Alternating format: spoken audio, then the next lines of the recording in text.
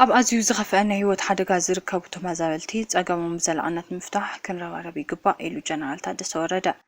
አብይ አሕመድ ናብ ጅቡቲ ድሕሪ ምጓዓዝ ግብፂ ወኒናቶ ዝተባሃለ ወደብ ተረኺቡ። ሱዳን ኣብ ደቡብ ኢትዮጵያ መጥቃዕቲ ኣየር ፈጺማ። መንግስቲ ሱዳን ድሕሪ 13 ዓመታት ኩናት ናብ ካርቱም ተመሊሱ። ሰላም ከመይ ትኾኑ ተኸታተልቲ ቃርፋ ሚድያ ሳብስክራይብ ሼር ኣይትረስዑ ኢኹም ቤተሰብ ስለ ዝኾንኩም ነመስግን። ናብ ዝርዝራቶም ክንሰግር። ኣብ ኣዝዩ ዝኸፍአነ ህይወት ሓደጋ ዝርከቡ ተመዛበልቲ ጸገሞም ብዘላቕነት ምፍታሕ ክንረባረብ ይግባእ ኢሉ ጀነራል ታደሰ ወረደ። ዘላቕ መፍትሒ ንተመዛበልቲ ትግራይ ኣብ ዝብል ዛዕባ ፕረዚዳንት ግዚያዊ ምምሕዳር ጀነራል ታደሰ ወረደ ንዝምልከቶም መዳርግቲ ኣካላት ሎሚ 4 ጥሪ 2018 ዓ.ም ዘትዮም።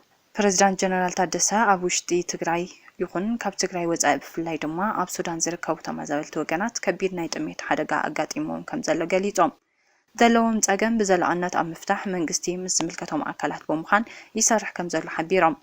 እቶም ፕረዚደንት ከም ዝገለጽዎ ኣብ ዝተፈላለዩ ማዕስከራት ዝርከቡ ተመዛበልቲ ወገናት ክረምቲ ቅድሚ ምእታው ናብ መረበቶም ክምለሱን ክሰርሕ እዩ። ንቐጻሊ ምግቢ ውሕስንኦም ንምርጋጽ ናይ ክረምታዊ ምእቶት ኣቐዲሞም ብምውጋን ካብ ቀጻሊ ተሓጋዛይነት ክለኣኡ ክገብር እዩ።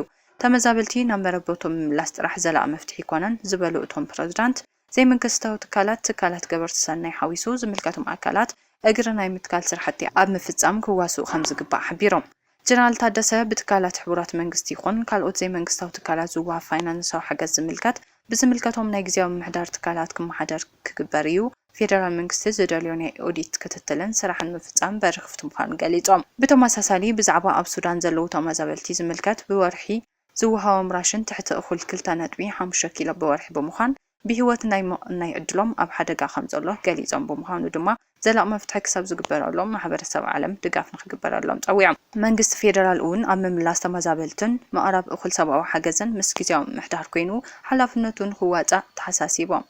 ኣብቲ ዘተ ኮሚሽን ሓደጋ ስጋኣት ትግራይ UNHCR IMOችን ሓዊሱ ዝተፈላለዩ ትካላት ኣብ ዝተረኸብሉ ትልሚ ዘላቕ መፍትሒ ኣብ ከቢድ ማሕበራዊ ህይወት ዝርከብ ተመዛበልቲ ትግራይ ተዘቲሉ እዩ። አብይ አሕመድ ናብ ጅቡቲ ድሕሪ ምጓዓዝ ግብፂ ወኒናቶ ኣብ ዝተባሃለ ወደብ ተረኺቡ።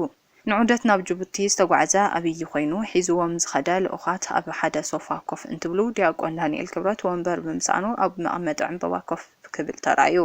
ኮይኑ ግና ገለ ወገንና ጉዕዞ አብይ ኣብ ቀርኒ ኣፍሪካ ሓዱሽ ናይ ኣሰላልፋ ክመጽእ ይኽእል እዩ እናበሉ እዮም። አብይ አሕመድ ኣብ ጉዕዝኡ ምስ መራሒ ጅቡቲ ኣብ ቀጠናዊ ጉዳያት ሰላም ጸጥታን ከምኡውን ክልታዊ ምትሕብባር ዘድሃበ ዘተ ከም ዘካየደ እዩ ገሊጹ። ይኹን እምበር እቲ ጉዕዞ ድሕሪ ግብፂ ወደብ ጅቡቲ ክትልምዕ ምውሳን መራኸብ ግብፂ ብምቕፋር ነዳዲ ንምቕዳሕ ድሕሪ ምስምዕማዕን እዩ። እዚ ድማ ኣብይ ስጋኣት ሓዲርዎ ዝገበረ ጉዕዞ ከም ዝኾነ ብዙሓት ይዛረቡ። ንግብፂ ኣብ ዝተዋህበ ወደብ ንጥቕሚ ኢትዮጵያ ክውዕል ሓሳብ ቀሪቡ ነይሩ። ኣዲስ ኣበባ ግን ብንዕቐት ካብ ንእሽተይ ዓዲ ንብረት ንምምላስ ዘይኮነስ ወታደራዊ ሰፈር እያ ዝደሊ። ብተወሳኺ ብቐረባ ቀይሕ ባሕሪ ዝውነነሉ በሪ ባሕሪ ዝካተተለሉ እየ ዝደሊ እየ ኢላ።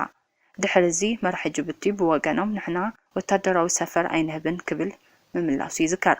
ብተመሳሳሊ ጅቡቲ ኣንጻር አብይ ምስ ዝኾነ ግብፅን ስዑድ ዓረብን ወታደራዊ ልምድ ኣካይዳ ነይራ።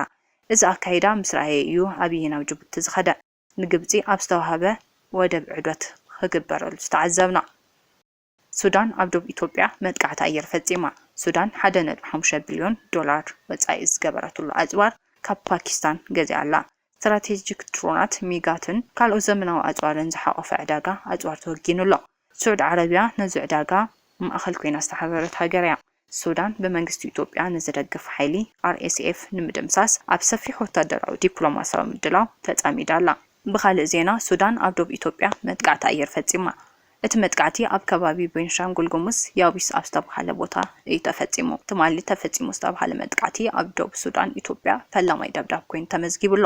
ካብ ኢትዮጵያ ናብ ሱዳን ዝንቀሳቐስ ዝነበረ ብርክት ዝበለ ኣጽዋር ከም ዝዓነወ ተፈሊጡ እዩ። መንግስቲ ሱዳን ድሕሪ 13 ዓመት ኩናት ናብ ካርቱም ተመሊሱ።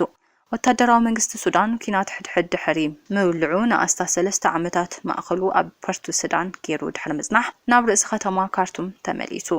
ቀዳማይ ሚኒስተር ሱዳን ካሚል አድሪስ ብሰንበት ንጋዜጠኛታት ኣብ ዝሃቦም መብርሂ እቲ ናይ ተስፋ መንግስቲ ብወግዒ ናብ ካርቱም ተመሊሱ ነቶም ብኽባን ስእነት ማሕበራዊ ኣገልግሎት ላሕ ኢሎም ዝጸንሑ ነበርቲ ካርቱም ማሕበራዊ ኣገልግሎት ንኽረኽቡ ክሰርሕ ምዃኑን ቃልኣት እዩ። أمونغو سراوي السودان دعم مسارعين أب 2023 كينات جميرو بالجنرال عبد الفتاح البرهان زمرح سراوي السودان قلتي فيو بتوم بجنرال محمد حامدن دقالو زمرح حيلتات دعم مسارع تدفيو كاب كارتوم زوزا سراوي السودان دحري نويح سوسد مربراب نتر سختما أبز حلفة مقابي تاقميت وعلى تيروا سلام